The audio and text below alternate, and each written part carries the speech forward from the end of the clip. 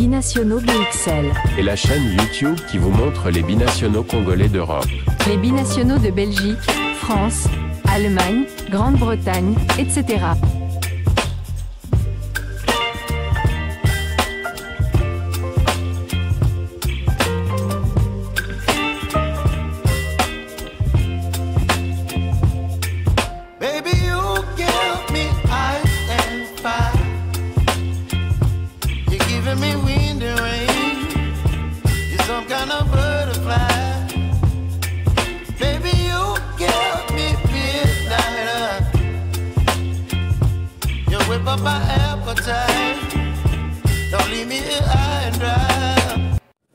Bonjour à tous, bienvenue sur votre chaîne Binationaux BXL. Nous sommes le lundi 10 février, nous vous souhaitons à tous un bon début de semaine. Alors, comme sujet du jour, nous allons parler mercato. Nous allons parler d'un joueur qui a beaucoup bourlingué à travers le monde et qui vient de trouver un nouveau porte-attache.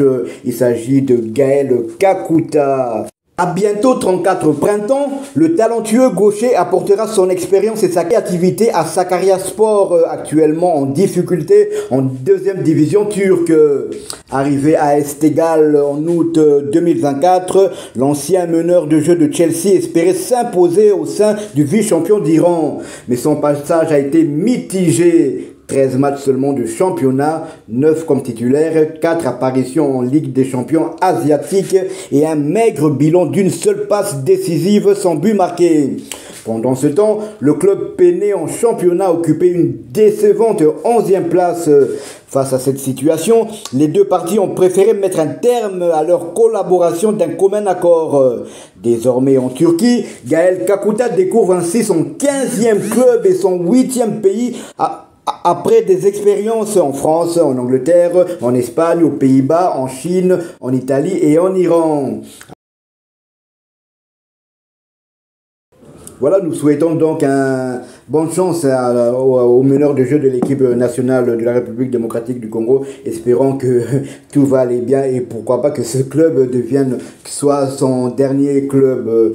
Je pense que Gaël Kakuta doit égaler le record de pays ayant évolué dans plusieurs pays, 8 comme je viens de le dire, donc 8 il égale un certain Dieu merci Mbokani qui a aussi évolué dans 8 pays, à savoir le Congo, la Belgique, la France, l'Allemagne, l'Ukraine, l'Angleterre, le Koweït et l'Arménie. Voilà, donc Dieu merci Mbokani a aussi évolué dans 8 pays, tout comme Gaël Kakuta, mais le nombre des équipes, là je dois encore faire le calcul. Voilà, donc Gaël Kakuta qui retrouve un nouveau port d'attache. On lui souhaite, comme je l'ai dit, bonne chance, et espérons que, moi personnellement j'espère que ce sera son dernier. C'est dommage que sa carrière se termine de cette manière, lui qui était quand même un joueur très talentueux, en sachant que par exemple c'est le joueur préféré d'un certain Eden Hazard, lorsqu'il évoluait du côté de Chelsea. C'est le seul joueur pour qui Eden Hazard avait dit waouh en le voyant jouer. C'était un pied gauche magique, mais malheureusement des pépins physiques et d'autres problèmes, il n'a pas eu la carrière que son talent méritait. C'est bien dommage à lui, c'est bien dommage pour lui. Sébastien Desabre va-t-il sélectionner Gaël Kakuta pour les 2 matchs du mois de mars? Et je rappelle que la RDC va jouer les matchs de la 6e et 7e journée des éliminatoires de la Coupe du Monde qui aura lieu du côté des États-Unis, du Mexique et du Canada. Donc nous allons d'abord recevoir le Soudan du Sud avant de se déplacer 3 jours plus tard du côté de Nouakchott en Mauritanie. Donc Gaël Kakuta, on sait que Gaël Kakuta c'est quand même un joueur que le sélectionneur national Sébastien Desabre apprécie énormément. Donc on voit mal, si Gaël Kakuta a du temps de jeu, on voit mal Sébastien Desabre s'en priver. Mais c'est vrai que la dernière titularisation, le dernier match de Gaël Kakuta remonte à notre victoire lors des éliminatoires de la CAN Maroc 2025. C'était en Tanzanie, mais c'est l'Éthiopie qui nous recevait, et Gaël Kakuta avait débuté le match et il était remplacé à la mi-temps par Edo Kayembe. Donc ça fait quand même beaucoup de matchs que Gaël Kakuta n'a pu évoluer avec les Léopards de la République démocratique du Congo. Donc Sébastien Desabre va-t-il le sélectionner? car Sébastien Desabre va sans doute donner sa liste des joueurs sélectionnés pour cette rencontre d'ici la fin du mois de février. Donc on attend, on va pouvoir si l'international Gaël Kakuta sera de la partie. Mais comme je l'ai dit, c'est un joueur apprécié par Sébastien Desabre, donc sauf blessure de sa part, je ne vois pas comment Sébastien Desabre ne le sélectionnera pas. C'est vrai qu'il était absent lors des 2 derniers matchs.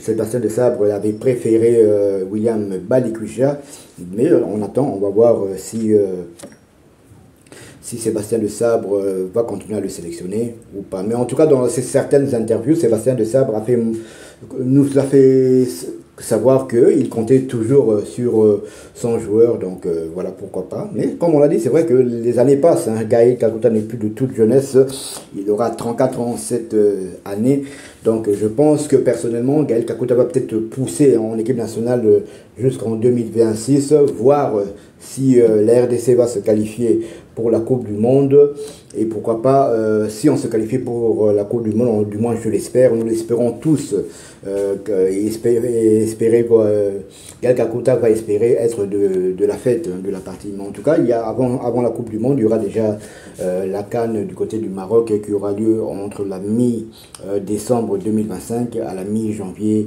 2026. Voilà. C'est vrai que Sébastien Desabre cherche un peu la bonne formule. Outre Gaël Kakuta, Sébastien Desabre a toujours,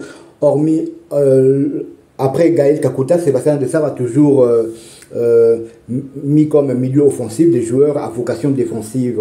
On se souvient d'Edo Kaimbe, il a même essayé Noah Sadiki, il a essayé Ngalael Moukao, mais moi j'aurais préféré peut-être qu'il donne la chance à un joueur comme William Balikwisha, mais c'est vrai que contre l'Éthiopie, William Balikwisha était rentré au jeu, mais plus vers le flanc gauche. Donc il n'a pas encore trouvé un remplaçant de Gaël Kakuta, mais peut-être qu'il va modifier son système de jeu et mettre, comme je l'ai dit, un trio défensif au milieu, comme il l'a fait lors des dernières rencontres des Léopards.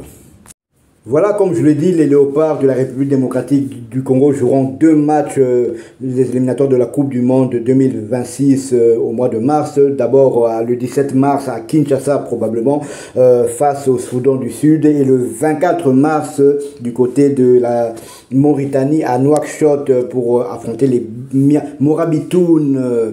Rappelons que la RDC est 3e de ces éliminatoires derrière le Soudan et le Sénégal. Mais ces 2 pays vont se rencontrer lors de la prochaine journée. Donc si la RDC bat le Sud-Soudan lors du prochain match, automatiquement elle fera une très très bonne affaire. Elle sera soit 2e, je pense qu'elle sera 2e, elle sera 2e en tout cas au classement général. En tout cas, du moins c'est ce qu'on espère. Voilà, nous sommes arrivés à la fin de ce sujet. Si vous l'avez aimé, n'hésitez pas à nous laisser un maximum de likes. Abonnez-vous sur votre chaîne Binationaux BXL. Et n'oubliez pas qu'en vous abonnant apparaîtra une petite cloche de notification. Cliquez dessus pour ne plus manquer les vidéos que nous allons vous proposer. Encore une fois, merci à vous, en espérant vous retrouver dans les prochaines éditions. La chaîne Binationaux BXL vous dit au revoir. Binationaux BXL. Et la chaîne YouTube qui vous montre les binationaux congolais d'Europe. Les binationaux de Belgique, France, Allemagne, Grande-Bretagne, etc.